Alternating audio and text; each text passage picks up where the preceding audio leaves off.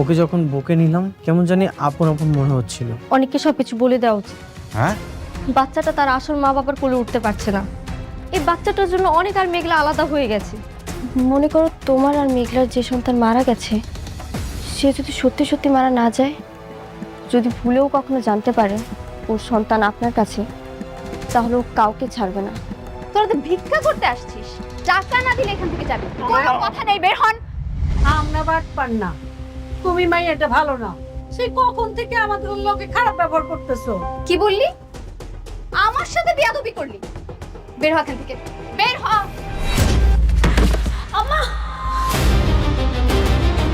আম্মা তুমি ঠিক আছো? আম্মা, ও মা তুই আইসোস? সেই কখন থেকে এই মাইয়াটা আমাদের লোকে খারাপ ব্যবহার করতেছে। এমনকি ফকির মনে করে আমাকে ভিক্ষাও দিচ্ছে। নেন। বেয়াদব মেয়ে, তোমার এত বড় সাহস, তুমি আমার আব্বা আম্মার গায়ে হাত তুলো। আসলে কোথা থেকে ভিক্ষুক এসে? ফকির, তোর বাবা মা সমতুল্য, কিভাবে তুই হাত তুলস গায়ে? বাপ মা শিক্ষা দেয় না কিছু তোরে? সরি ম্যাডাম, ওদেরকে দেখে তো মনে হচ্ছে যেন কেমন লাগছিল, সেজন্যই আমি আসলে এমনটা করেছি। তোর আর চাকরি করতে হবে না, বেরো যা আমার অফিস থেকে, তুই বেরিয়ে যা। না না ম্যাম, সরি সরি ম্যাম, আমাকে চাকরি থেকে বের করবেন না। এইবারের মতো আমাকে মাফ করে দেন প্লিজ ম্যাম। আমার অফিসের রুলস হলো চাকরি করার জন্য ভালো ব্যবহার দরকার। আগে ভালো ব্যবহার শিখবি, তারপর চাকরি করতে আসবি। যা। সিকিউরিটি, সিকিউরিটি, ওনারা বাইর করে দেন। না না না ম্যাম, লাস্ট টাইম এমন আর কখনোই হবে না প্লিজ ম্যাম। ম্যাম আমার কথাটা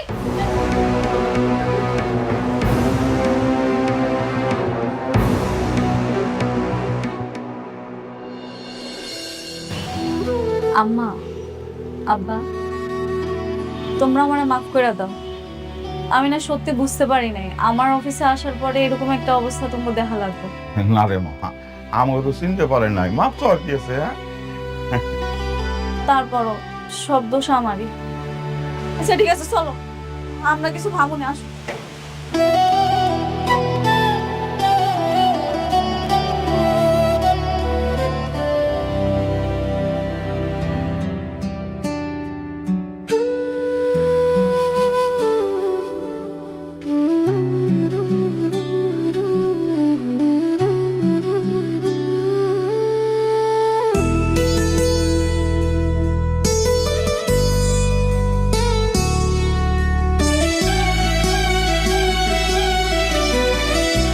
তুমি এখানে আর আমি তোমাকে খুঁজে বেড়াচ্ছি। তুমি এখানে কেন? তার আগে বলো তোমার ফোনে কি হয়েছে? তোমাকে কলে পাচ্ছি না, কালকে একটু কথা হলো তাও তুমি ঠিকভাবে কিছুই বলোনি। কি হয়েছে তোমার? কিছুই হয়নি। অনেকের জন্য খারাপ লাগছে। মেঘলা ওকে ক্ষমা করছে না দেখে সবকিছু ছেড়ে ও বস্তিতে পড়ে আছে। আবার দেখো আমার কাছেও ফিরে আসছে না। তো এটা নিয়ে রাগ করার কি আছে? তো কান্না করার কি আছে? হ্যাঁ, তুমি তো জেনে শুনে আগুনে ঝাঁপ দিয়েছিলে, তাই না? ও সরি, আমরা তো কেউ আগে থেকে জানতাম না যে অনেক আগে একটা বিয়ে করেছে। আমি এখন কি করব? আমি কিচ্ছু বুঝতে পারছি না। না পারছি ওকে ছাড়তে, না পারছি আগলে রাখতে। এই দুটোর মাঝখানে না আমি একদম পুরো ছাই হয়ে যাচ্ছি। একটা কথা বলবো? বলো। আমি জানি না আসলে তুমি কথাটা বললে কিভাবে নিবে। বৃষ্টি, তুমি অনেককে ছেড়ে দাও, ডিভোর্স দিয়ে দাও। এভাবে বাঁচা যায় না। এই বাস্তবতা অনেক কঠিন, তুমি বুঝতেছো না। এই অনিক, তোমার কি মনে হয় অনেক তোমাকে ভালোবাসে? না, অনেক তোমাকে ইউজ করছে। আর যে মানুষটা তোমাকে ভালোই বাসে না, তার দুয়ারে ভালোবাসার ভিখারি না হয়ে বরং যে তোমাকে ভালোবাসে তার হাতটা ধরে কাছে টেনে নাও। অনেক ভালো থাকবে, অনেক সুখে থাকবে। আমি জানি সাব্বির তুমি কি বলতে চাও। তুমি যে আমাকে মন থেকে পাগলের মতো ভালোবাসো এটা আমি জানি। কিন্তু সাব্বির, আমি যদি তোমাকে ভালোই বাসতে পারতাম তাহলে অনেক আগেই তোমাকে বিয়ে করতাম।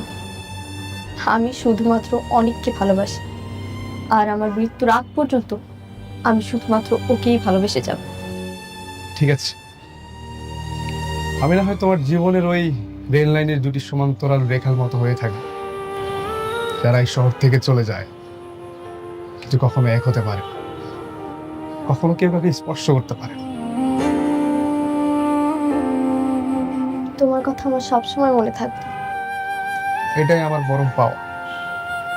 আচ্ছা, আমি গেলাম, আবার যেতে হবে, এখন না গেলে সমস্যা হবে। শোনো, অনেকের সঙ্গে যদি তোমার দেখা হয় আমার কথা বলো। ঠিক আছে।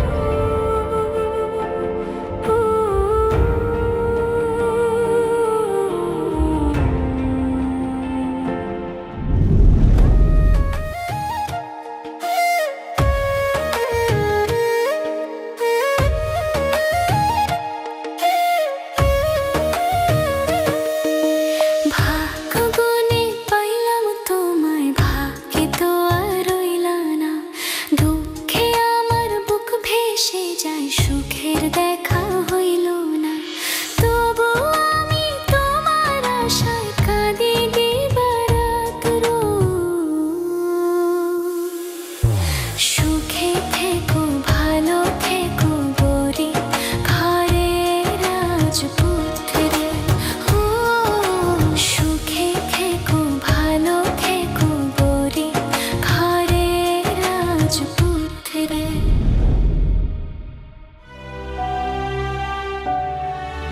শালিমা বিলগার্সের সকল সদস্যরা হয়েছে আমার পরিবারের মতো। আর যেহেতু আজকে একটা পারিবারিক অনুষ্ঠান, আমার আব্বা আম্মার বিবাহ বার্ষিকী, তাই আপনাকে সবাইরে আমি ডাকাইছি। আপনারা আসছেন, আমি অনেক খুশি হয়েছি। আপনাদের কাছে সত্যি কথা লুকামো না, জন্মের পর থেকে কখনো দেখি নাই আব্বা আম্মা বিবাহ বার্ষিকী পালন করছে। আমরা গরিব ছিলাম, গরিব মানুষের আর বিবাহ বার্ষিকী কি। সেই জন্য আল্লাহ যেহেতু আমার এখন তৌফিক দান করছে, তাই এখন থেকে চেষ্টা করবো প্রতি বছর আমার আব্বা আম্মার এই বিবাহ বার্ষিকীটা পালন করার। আপনারা সবাই আমার আব্বা আম্মার জন্য দোয়া করবেন। চলেন এবার সবাই মিলে আমরা কেকটা কাটি। চলেন আমরা সবাই করতালা দিয়ে ম্যাডামের বাবা মাকে অভিনন্দন জানাই। Please madam. আব্বা, আম্মা, হ্যাপি অ্যানিভার্সারি, হ্যাপি অ্যানিভার্সারি।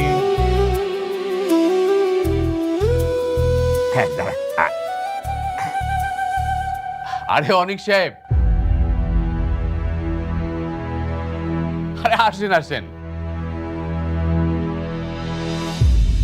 আমাদের সাথে জয়েন করেন। আজকে আমার ম্যাডামের বাবা মার বিবাহ বার্ষিকী। Happy anniversary. Thank you manager uncle. Madam. আপনারা তো আমি কইছিলাম এটা একটা পারিবারিক অনুষ্ঠান। শালিমা বিলগার্সের প্রত্যেকটা সদস্য আমার পরিবার।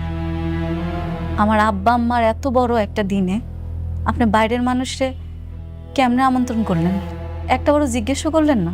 ম্যাডাম, আজকের দিনটা আমরা রাগারাগি না করি, আর আজকের আনন্দের দিনে আমরা ওই বিষয়টা নিয়ে আলোচনা না করি, সেটাই বোধহয় ভালো হয়। আমি তোমার পরিবার না, তাই না? অথচ একটা সময় ছিল যখন আমিই ছিলাম তোমার সবচেয়ে আপন মানুষ। তুমি সবার সামনে আমাকে অপমান করলে বাইরের মানুষ বলে, আর আমি তোমার জন্য যত্ন করে নিজে হাতে রান্না করে নিয়ে এসেছি। তোমার পছন্দের খাবার ডিম ভুনা, তোমাকে আমার পরিবার মনে করে। আর তুমি সবার সামনে বললে আমি তোমার পরিবার না। আমি জানি আমি ভুল করেছি, সেটার মাসুল তো আমি দিচ্ছি। তোমার পিছে পিছে আসতেছি। আমি এতটাই খারাপ হয়ে গেছি, আমাকে ক্ষমা করা যাচ্ছে না। মেঘলা, আমি কখনোই তোমার কাছে এটা আশা করিনি। বাবা, তুমি কিছু মনে করো না। মারে রাগারাগি করিস না। হ্যাঁ, আরে ও তো আমাকে আপনই ছিল, তারপরে ভুল করছে, ভুলের জন্য তো ক্ষমাও চাইছে। থাক, আজকের দিনটা অন্তত থাক। বাবা আসো, কেক খাও, আসো আসো। আব্বা, কারে কেক খাওয়াইতেছ তুমি? ওরে আব্বা, তুমি কি সব ভুলে গেছো? তুমি ভুলে যাইতে পারো, আমি কিচ্ছু ভুলিনি। আমি ওরে ক্ষমা করব না। আজকে এত বড় একটা অনুষ্ঠান, আমি কত আশা কইরা সব আয়োজন করছি, চাইছিলাম তোমগো নিয়ে ধুমধাম করে অনুষ্ঠানটা পালন করুন। তোমকে আমার ভাল লাগে না না?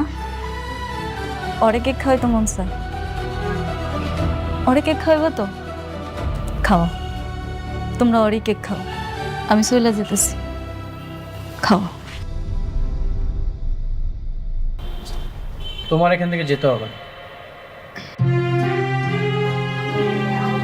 এটা তো তোমার পরিবার, আমি তো বাইরের মানুষ। এখানে এসে আমি বিরক্ত করলাম।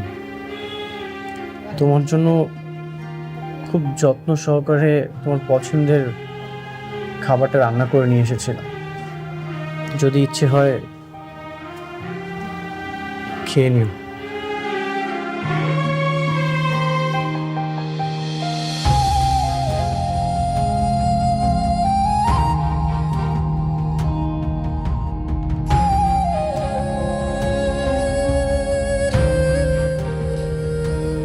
নীলা, আমাদের তো বিয়ের দিন একদম সামনে চলে আসছে, কিন্তু আমরা তো এখনো বিয়ের কোনো প্ল্যানিংই করলাম না।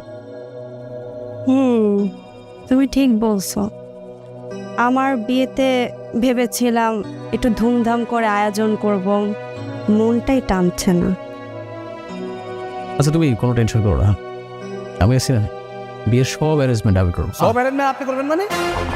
সব অ্যারেঞ্জমেন্ট করবেন?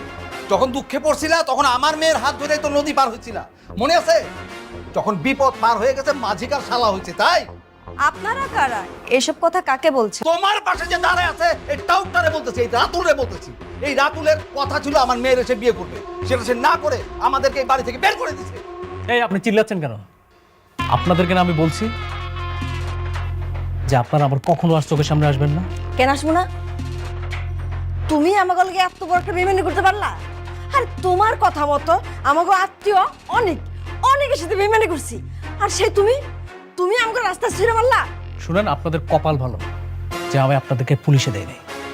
যারা নিজের আত্মীয়র সাথে বেইমানি করতে পারে তারা আমার সাথে বেইমানি করবে না, তার কোনো গ্যারান্টি আছে? রাতুল, তুমি নাকি এই মেয়েকে বিয়ে করতে যাচ্ছ? হ্যাঁ। তাহলে সেদিন যে আমাকে নিয়ে বস্তিতে গিয়েছিলে, আমাকে কথা দিয়েছিলে অনেকের নামে মিথ্যা অপবাদ ছড়ালেন তুমি আমাকে বিয়ে করবে, তাহলে এখন এই মেয়ে? রাতুল, তুমি এই মেয়েকে নিয়ে সেদিন বস্তিতে গিয়েছিলে? কি বলে এসব? আরে বুঝো না, আমি তো অনেককে ফাঁসানোর জন্য ওকে ব্যবহার করেছিলাম। ও তো একটা নষ্ট মেয়ে। এই আপনারা তো আচ্ছা নিমো খারাম। অনেক যখন আপনাদেরকে বাসার থেকে বের করে দিয়েছিল তখন আমি রাতুল রাজ আপনাদেরকে আশ্রয় দিয়েছিলাম, ভুলে গেছেন? আমিও অত কথা জানি না, তুমি আমার মেয়েকে বিয়ে করবে কিনা সেটা বলো। প্রশ্নই আসে না। দেখো রাতুল, আমার কথাটা শোনো। সবাই জানে যে আমার মেয়েকে তুমি বিয়ে করতে যাচ্ছ। এখন যদি তুমি আমার মেয়েকে বিয়ে না করে অন্য আরেকটা মেয়েকে বিয়ে করো, সমাজে আমি মুখ কি করে দেখো? তুমি আমার মেয়েটার জীবন এইভাবে নষ্ট করে দিতে পারো না। আমার মেয়েটার জীবন নষ্ট তো করছোই, কদিন পর তো এই মেয়েটার জীবনও তুমি নষ্ট করবা। আমাকে নিয়ে আপনাদের ভাবতে হবে না, আপনারা এক্ষুনি আমার বাসা থেকে বের হয়ে যাবেন, না হলে ঘাট ধাক্কা দিয়ে বের করে দেবো। না, যাবো না। আমার মেয়ের সাথে তোমার বিয়ে হইব, তারপর আমরা এখান থেকে যাবো। তুমি আমাকে ঘাট ধাক্কা দিয়ে বাড়ি থেকে বের করে দেবে? হ্যাঁ, আমি বুঝতে পারছি আপনারা আসলে ভালো কথার মানুষ না, আপনাদেরকে কাজের প্রমাণ দিতে হবে।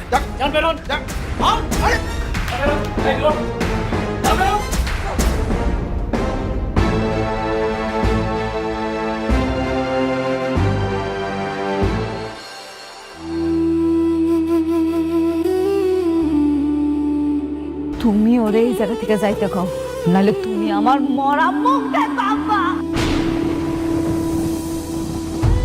আমি ওর সাথে আর কোনো কথা বলতে চাইতেছি না, তুমি আরে সুন্দর করে বুঝে বিদায় করে দাও। তুমি আমার স্পর্শ করার অধিকার ওই দিনই হারাইছো যেদিন আমার সন্তানের তুমি অস্বীকার করছো।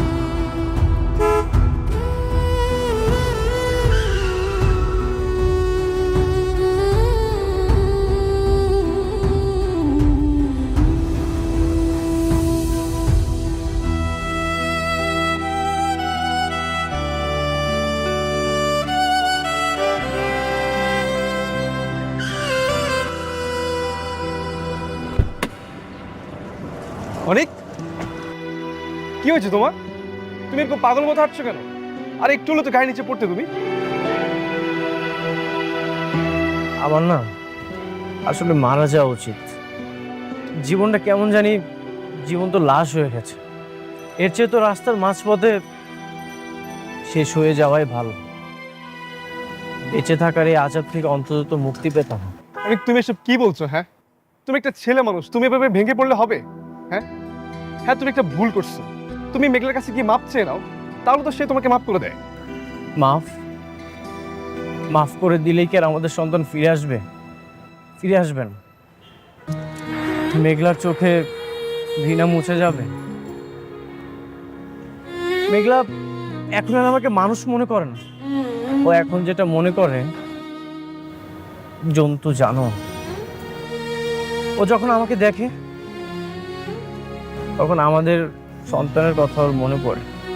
অনেক, আমি তোমার ব্যাপারটা বুঝতে পারছি, কিন্তু তোমার কি এখনো বিশ্বাস হয় না যে মেঘলা তোমাকে ভালোবাসে? অনেক, আমি বলছি মেঘলা সত্যি তোমাকে অনেক ভালোবাসে, সত্যি। ভালোবাসা কি আর আছে? এখন যেটা আছে সেটা অভিমান আর অভিযোগ। আমি যখন মেঘলার সামনে যাই ও আমাকে আমাদের সন্তানের খুনি মনে করে। এমন একটা জায়গায় কখনো কি প্রেম ফিরে আসে?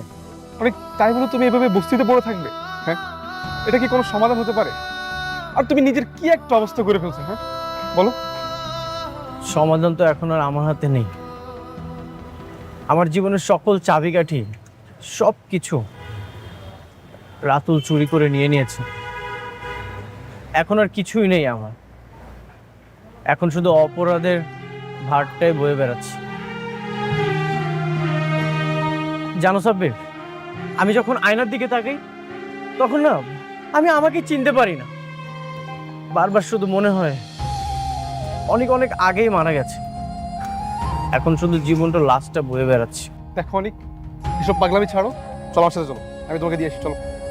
না, আমি একা থাকতে চাই। আমার নিজের সাথে নিজের লড়াইটা এখনো শেষ হয়নি।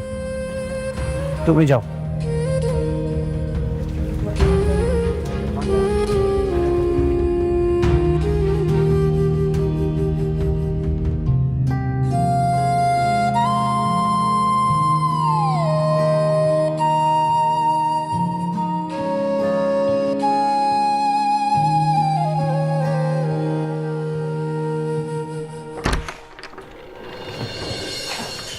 ম্যাডাম, উনি আসছেন। আপনি যান। ঠিক আছে। সাব্বির দেখি, তা কি মতলবে আমার এখানে? কেমনে সাহায্য করতে পারি শুনি? আমি এখানে কোনো সাহায্য নিতে আসিনি, আমি অনেকের বিষয়ে কিছু কথা বলতে আসছি। আমি তোমার আগেই বলছি, আমি অনেকের ব্যাপারে কোনো কথা শুনতে চাই না। কেন শুনতে চান না? আপনার শুনতে হবে। সাব্বির, তুমি মনে হয় জানো না কিছু, নাকি নতুন করে আবার সবকিছু শুনতে চাও? তোমার সামনেই সব ঘটনা ঘটছে। তুমি কি জানো না, দিনের পর দিন অনেক আমার অপমান করছে, আমার সন্তানটারে স্বীকৃতি দেয় নাই। আমার সন্তানটা মৃত্যুর পিছনে শুধুমাত্র ওই দেয়। আমার জীবনটা ছারখার করে ফেলাইছে, তারপর আবার জিজ্ঞেস করতেছো কেন ওর কথা শুনতে চাই না আমি? হ্যাঁ আমি জানি, আমি সব কিছুই জানি, কিন্তু আপনি একটা বার চিন্তা করেন তো, একটু অনেকের জায়গায় এসে চিন্তা করেন না। একটা ছেলে যখন ডাক্তারের কাছে গিয়ে ডিএনএ টেস্ট করে দেখবে তার স্ত্রীর যে সন্তান সেটা তার না, তখন তার মানসিক অবস্থাটা কেমন হতে পারে একটু চিন্তা করে দেখেন না। পৃথিবীর কোন ছেলেটা তার ওয়াইফকে অস্বীকার করবে না? এই যে আমি হলে কি করতাম? আমি অস্বীকার করতাম না? না, অস্বীকার করতাম না। কেন করতাম না জানো? কারণ তুমি বিশ্বাস করতা। অনেকের বিশ্বাস করানোর দরকার আছিল যে আমি অনেকের পাগলের মতো ভালোবাসি। আমি এত খারাপ মাইয়া না যে অনেকের ছাড়া অন্য কোথাও যাবো। অবিশ্বাস? আর অনেকে আপনাকে অনেক বিশ্বাস করত, কিন্তু ঝামেলাটা তো করছে ওই রাতুল। রাতুল যদি টাকা দিয়ে রিপোর্ট চেঞ্জ না করতো তাহলে আপনাদের দুজনের এই পরিণতি হতো না। আরে রাতুল রিপোর্ট চেঞ্জ করে ফেলাইছে, এই জন্য সবকিছু হয়েছে। কেন অনেক পারতো না? দুনিয়াতে কি সব ডাক্তার মরে গেছে? অনেক পারতো না অন্য জায়গায় টেস্ট করাইতে? করায় নাই। অনেক আমারে অবিশ্বাস করছে। আপনি সে বারবার একই বিষয় নিয়ে তর্ক করছেন। শুনুন, আমি আপনাকে একটা কথা বলি, আপনাদের সন্তানের মৃত্যুর জন্য আপনি আর অনেক দুজনই দায়ী। মানে আপনি সাবধান হননি। আপনার গর্ভের সন্তান ছিল, আপনার উচিত ছিল তখন আপনার এই বাড়িতে চলে আসা, কিন্তু আপনি আসেননি। আপনি অবহেলা করছেন। আপনার এই অবহেলার কারণে আপনার সন্তান রাস্তায় অ্যাম্বুলেন্স হয়ে মারা গেছে। আসলে অনেক আপনাকে অনেক ভালোবাসে বলে সেই বস্তিতে গিয়ে পড়ে আছে। আরে বৃষ্টি তাকে বারবার নেওয়ার জন্য চেষ্টা করছে, কিন্তু সে যাচ্ছে না। কেন যাচ্ছে না? আপনার জন্য। আর সেই আপনি তাকে বারবার দূরে ঠেলে দিচ্ছেন। কেন? আমি কি নিষেধ করছি? না, আমি এখন পথের কাটা হইয়া দাঁড়াইছি। অনেক কেন জানা বৃষ্টির কাছে যা, আমি তো বাধা দিতেছি না। আর অনেক যদি যেত তাহলে সে অনেক আগে চলে যেত, কারণ সে আপনাকে ভালোবাসে। ও, আপনাকে তো বলা হয়নি, আজকে আমি অনেকে যে অবস্থা দেখছি, আমার মনে হয় না বেচারা আর বেশি দিন বাঁচবে। কি? কেন? অনেকের আবার কি হয়েছে? অনেক রাস্তায় পাগলের মতো হাঁটছে, তার চোখ দিয়ে পানি পড়ছে। আমার এত যে মায়া লাগলো, আমার তো বন্ধু, তাই না? বেচারা আপনার জন্য তার নিজের জীবনটাই হারাতে বসছে। মারে, অনেকটা তুই মাফ করে দে। মারে, একটু চিন্তা করে দেখ। জানি অনেক ভুল করছে, কিন্তু আমরাও তো ভুল করছি, তাই না? আমার মনে হলো আপনাকে কথাগুলো বলা দরকার, তাই আমি বলতে আসছি। দেখুন, এখন চুপ করে বসে থাকার সময় না। এসব রাগ অভিমান সবকিছু ভুলে কাছে যাওয়ার সময়। দেখুন, বাকিটা আপনার ইচ্ছে।